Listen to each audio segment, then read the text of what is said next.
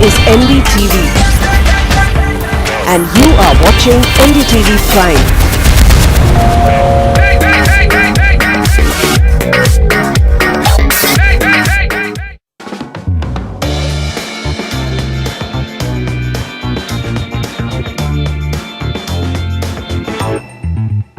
Salarpuria Sattva, Trust, It's What We Build, presents the Realty Debate powered by Reliance Home Finance with Manisha Natarajan.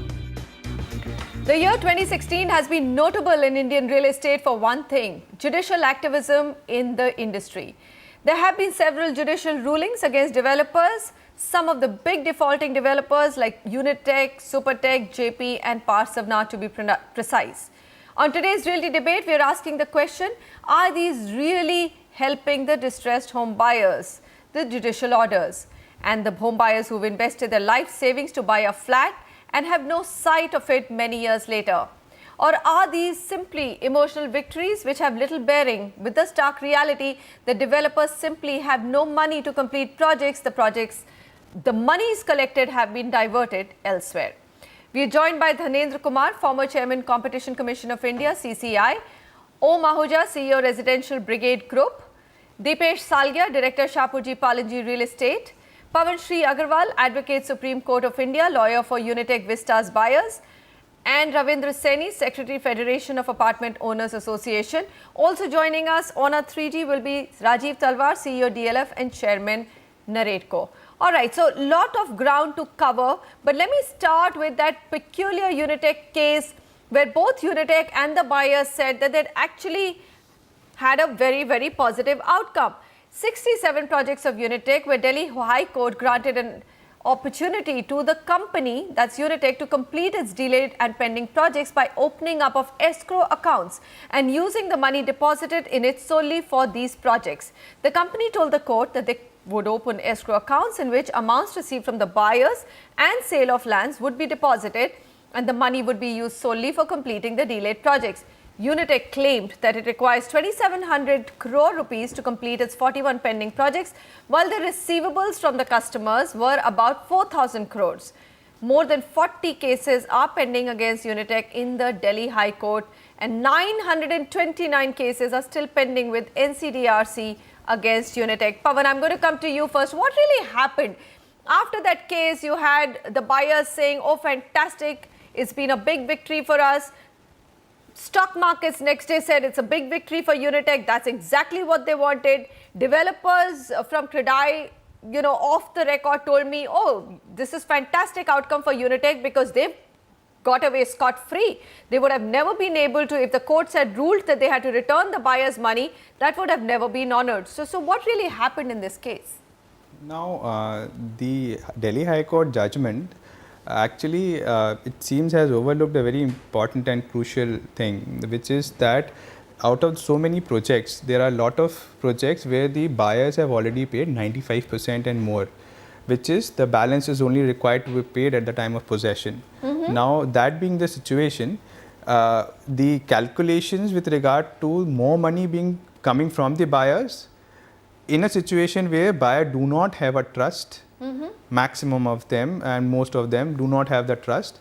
In this situation, investing more money with Unitech, having the background that they are not in a position to complete the project is something which is hard to digest, Pavan. Hard to digest. What's going on? They hire all these big lawyers, famous lawyers like Mr. Sibal, and literally a lot of people think they got away scot-free. So they're supposed to sell land. Yeah. The buyers are supposed to pay money for projects which have been stuck for 7 years, 8 years, 9 years with no visibility. Some projects where 90% of the money has been collected, buyers really don't have so much to give.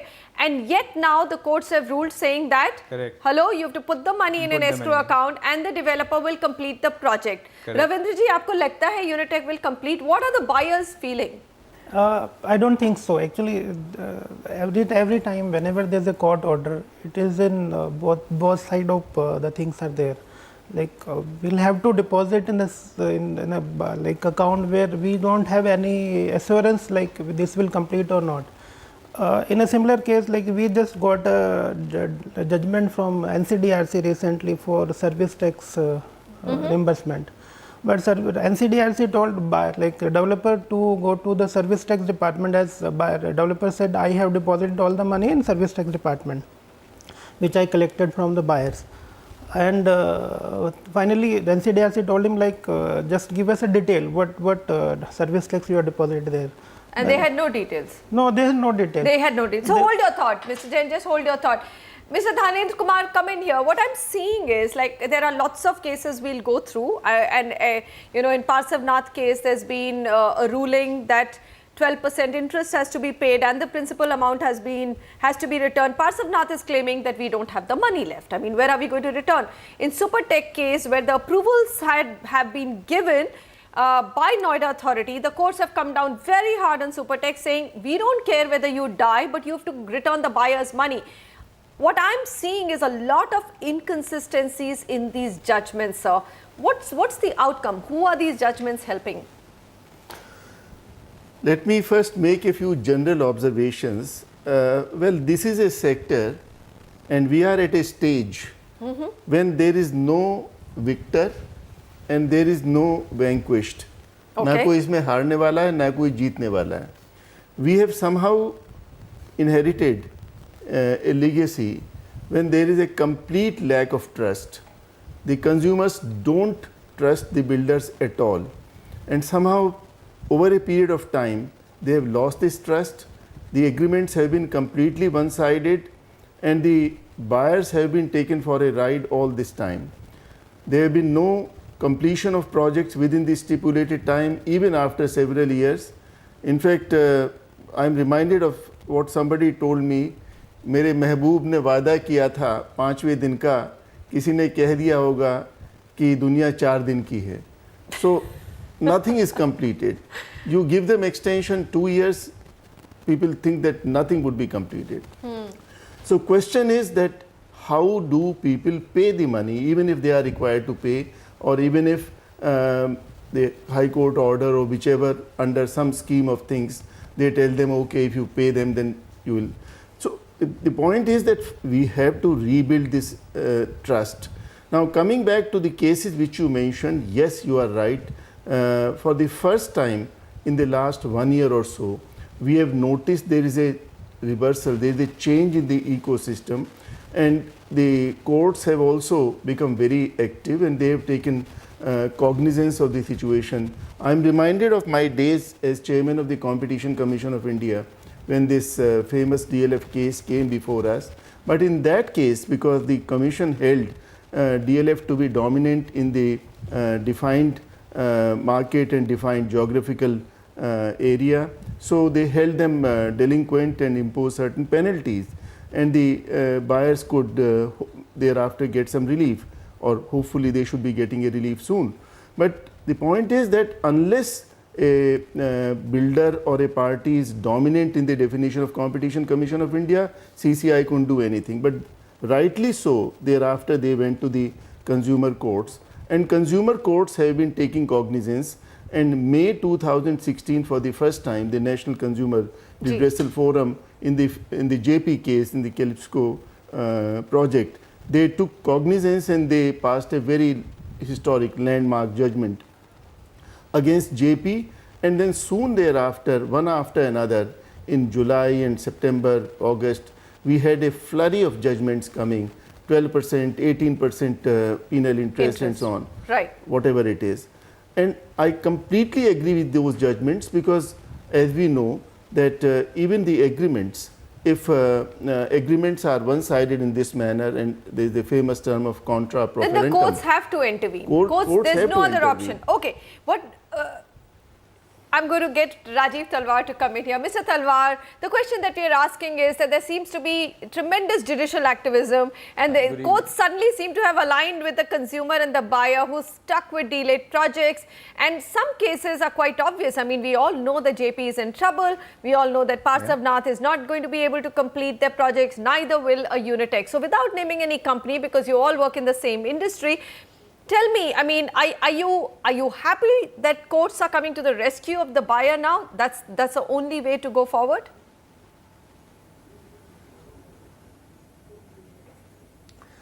First of all, let me share an observation with you.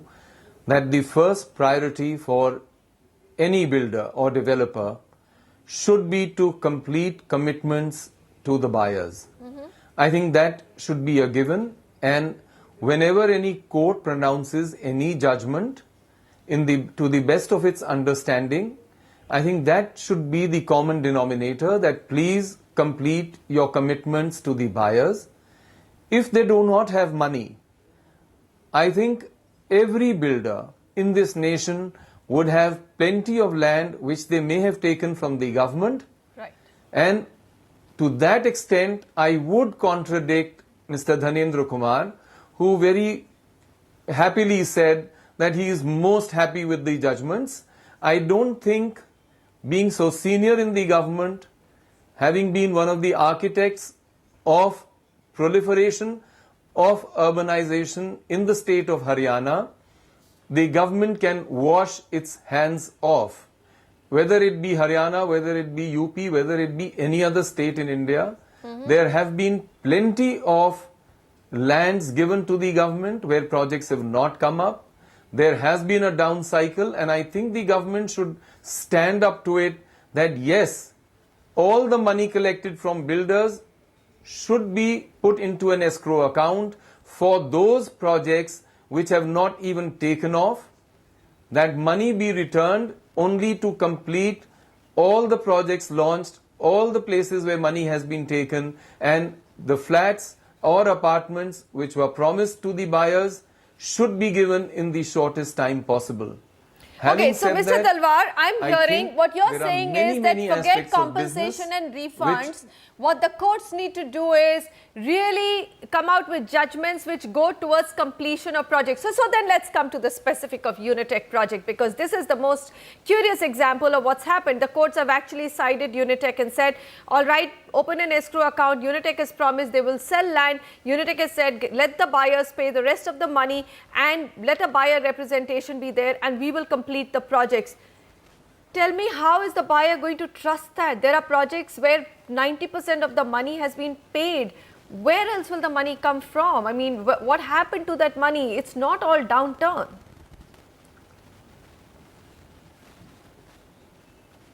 I think you're absolutely correct. The mathematics doesn't add up. If 90% of the money has been taken and there are lands which are owned by the company, then I think the company needs to put money into an escrow account, not the buyers. And it may be any company today. If there is a possibility of generating funds either by the company or by the government taking the land back and putting that money into the escrow account, I think the first responsibility to win over the trust of the buyers is to say that yes, let's complete the project and give delivery to the buyers. I think they've put in some hard-earned money, and I think the court judgment would apply only to those projects where maybe 20-25% of the money has been taken. There is a launched project and there is rest of the money to come in. That goes into an escrow account like the Real Estate Regulation Authority bill says and the Act says that yes, let the money be put in, let the project be completed, and let the apartment be handed over to the buyer. Okay, fair enough. Talking of All right, these let's two give. I would like to situations. respond to what One Rajiv said. where 90% of the after money you're has been finished. taken, one where it is not. Okay, quickly, Mr. Very short and concise, sir, so that we can get other speakers also to come in. Go ahead, sir. Mr. Dhanendra Kumar. No, I just wanted to first of all mention Rajiv, what he said earlier was only partly true.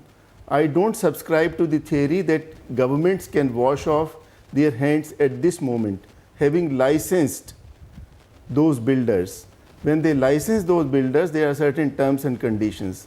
Governments have not fulfilled their responsibility to oversee those terms and conditions. All the state governments, so their town and country planning departments and so on, they should have been more alert and conscious to watch the interest of the buyers, also to make sure Correct, that their building plans, etc. Secondly, I would also like to say what you said rightly so in the end, that the escrow account, the money has to go not from the government, it would have to go from the builders. Builder, not they even have from the collected buyer. the money, The 90% builder money first. they have taken. The builder is saying, I've been delayed for 9 years, 7 years. Why are you asking me for more money?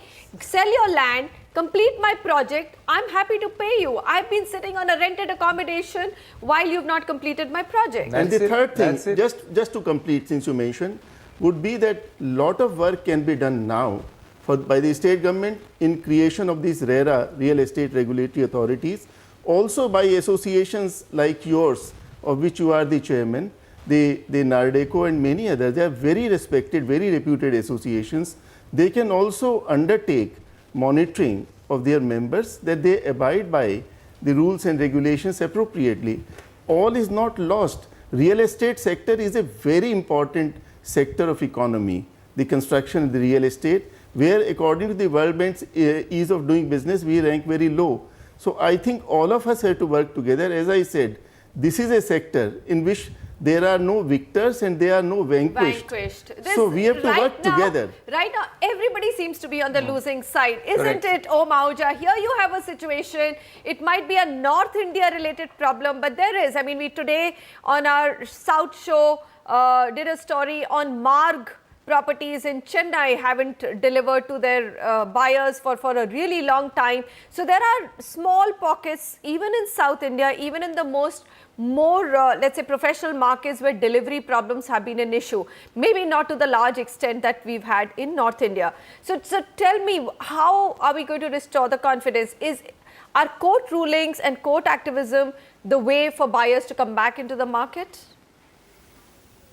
I think, Manisha, this challenge is not only restricted to some parts of the country, it's also prevalent in MMR region, Mumbai metropolitan region. And we've seen this confidence of the home buyer being shaken up in NCR and MMR to a small extent in Chennai. I think the only way to overcome this whole situation is, there are two ways. One is basically your regulatory bill or the regulatory authority has to be brought in very fast and more empowered. And the second part is, like you have in the bonds and stock market, you have a rating agency which basically helps a home buyer to understand which company is going to deliver, which project is going to be delivered, have a rating agency in place to help a home buyer to easily understand this process. A lot of home buyers look at which financial institutions have approved this project, they blindly go with it, and eventually they understand it was only financial viability that was approved by the bank, not the project viability. You know, Om Ahuja, the entire Lehman crisis has showed you that even global rating agencies can't be trusted. So no, putting another layer of rating agencies, I'm going to be like putting a question mark to that. But yes, it's another layer of check. CRISIL does have, but it's only rating a few projects. Dipesh Salgav, because Om Ahuja mentioned your market, MMR has, of course, its own, let's say, bad eggs in the basket. I'm not going to name them because everyone knows them. We've been carrying those stories and trying to help the buyers reach out to those developers as well. But tell me, I mean, as a new player who's got huge ambitions in the real estate market, you're hitting the market at a time when where there's a complete crisis in terms of confidence. What will restore it? See, I have a slightly a larger issue to address. Firstly, you know, this process of approaching courts is fine. I fully have full emotions with the customers who have suffered. I have sympathy, but at a larger level, a judicial solution always has a limitation, because courts are limited by ultimately giving some financial penalties. What customers want is homes. Absolutely. Now, we have to find the solutions. How can they get homes? So instead of a penal-based system that a maximum courts can do, can we improve the ecosystem? Can we make a stronger ecosystem and a more efficient process? Can we implant more efficient process and systems in place so that the developer is in a position to deliver in time? Okay. So how do we ensure that as an ecosystem is, I think, more important than, you know, finding you change the law, make it more penalties, because that's only deterrent. Absolutely. A deterrent can only, you know, increase the risk in case of defaulters. It cannot ensure delivery in time. You've actually said something which is so critical that, look, okay, here you have a list of 10, 12 developers, and I'm going to only look at the big, large developers who have definitely defaulted by will. They've siphoned off money and they've defaulted by will. But there are so many projects, and I mean, if I look at this data, this is astounding. Over 50% of flat buyers won't get their flats this year in 2016 as promised. Across India's top 7 cities, only 1,80,000 apartments were completed by June 2016 against 6,75,000 promised. So imagine only 20% were completed. So even the best of developers are having a problem with the system. So that there is a huge responsibility of the system. Now look at this Supertech case. How easily we bashed the developer and completely let the authority or Noida authorities go scot-free. Supreme Court directed Supertech to pay 10% of invested money per annum as investment returns to 14 people who booked houses in its Noida Twin Tower projects. When Supertech said, look, it's going to sink, it's going to die, Supreme Court said, we don't care whether you sink or die, we are not concerned. Pawan, what's going on? I mean, Noida authority, let's scot-free. Here, obviously the approvals were given. That's the reason why so many floors have come up. So how do we fix the system? I mean, here there's a travesty of justice too. You are right in that sense that authorities do have to come now forward, and they have to fix. We have to fix a responsibility as to who are the persons who actually give approvals to the project, and then what ultimately has to be done with them. Because it's not only the developers; the ultimate sufferers are also the flat buyers because of this.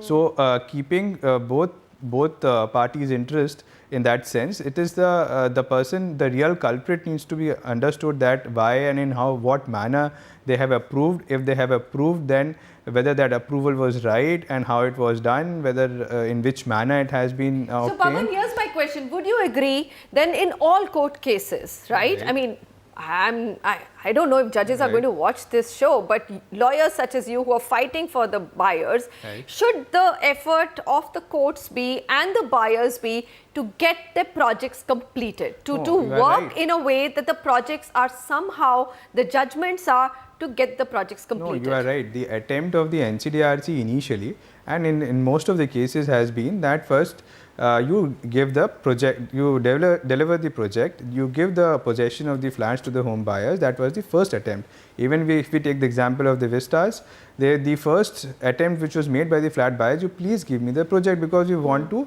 live in my houses, we want my flat.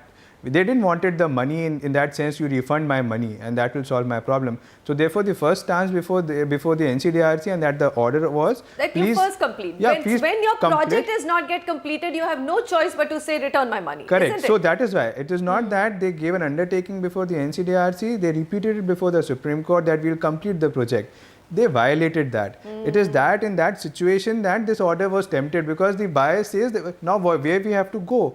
We have to get our money back. If they are not delivering the projects, it will go on for 4 years. We will go on paying rent, etc. Yeah. So this situation was in that scenario. The attempt was not of the court at the initial point of time to simply say refund the money. Okay. The attempt was first, you please deliver the project. We wanted our flats. We want to live in our flats because that is what our hard-earned money for. We didn't want to commercialize it. We wanted to live it. Live in it. So Rajiv, last comment from you, and then I'm going to get to Mr. Kumar as well. What happens in cases where you know that there is no money with the developer? I mean, so there is land, the developer saying, I'm not able to sell that land. What do the courts do? I mean, what is the kind of solution which bodies like yours, like Naredko and Credai, should be thinking of? Yes, Manisha, in fact, that is what. We've also come out with a published paper on stressed assets. I am again repeating because I don't think you caught on the point the first time I made. Okay. Which was that where has the money gone? Many a time, this money has gone into buying land, maybe from private sources, but many a time from government sources. Okay. Now, if those projects have not taken off where money has been paid to the government, I think the first thing should be done is to take the land back, and the money which was given to the government should be placed into an escrow account, and the builder made to complete all the commitments to buyers, because the builder should have no excuse that sorry, I've not been able to raise money. And that was my intention, that yes, there are very often lands purchased from the government or its agencies in many, many states, and that land should be taken back if not utilized, money returned to the builder but into an escrow account to complete designated projects which have been sold to buyers, where majority of the money has been taken from the buyers, but the projects have not been completed.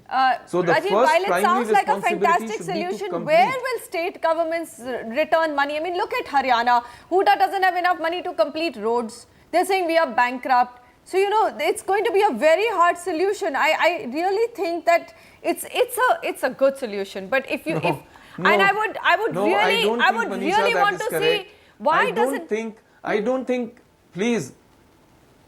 Go ahead, Rajiv. Just a minute, Manisha, just a minute. I don't think governments, union or state or authorities can ever take the plea that we have no money. If you are justified for the government, then I think you will have to hear many, many such replies from various companies. There are projects, the value of land will always go up. It will always be auctioned again. And I think courts have adopted such solutions even before. I think the government agencies need to take the land back. Why are we leaving land with the companies if they can't even complete their existing projects? Okay, so it just like in SEZ, just like a Reliance SEZ which was taken back because... yes. Okay, I get that point. You're saying the government should reclaim the land. All right, go ahead, sir. Mr. Deepesh, what you want to make a point very quickly though. Yeah. See, if you see, the biggest problem is in NCR region.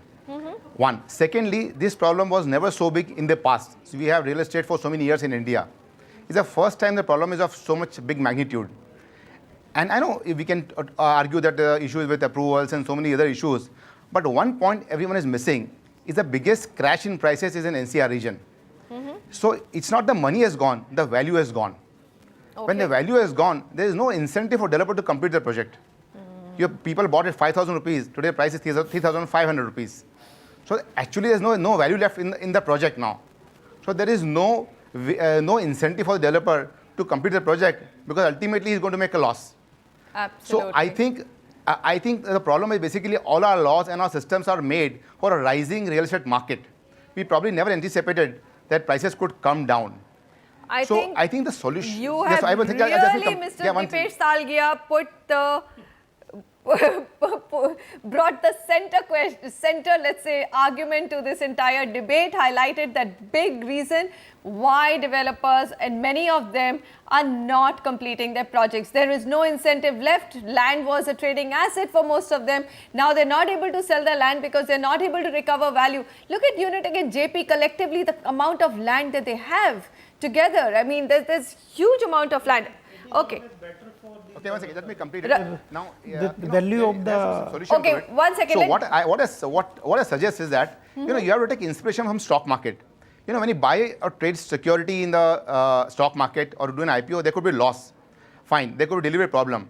But all stock exchanges have a system where they insure the investor. So a small amount of every transaction goes to investor protection fund.